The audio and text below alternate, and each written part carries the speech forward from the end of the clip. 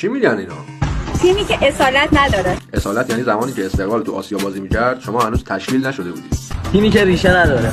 ریشه یعنی وقتی ما بودیم حتی فدراسیون فوتبال هنوز تأسیس نشده بود. تیمی که افتخار نداره. افتخار یعنی اسم تیممون رو دیوار افتخارات AFC به عنوان قهرمان آسیا درج شده.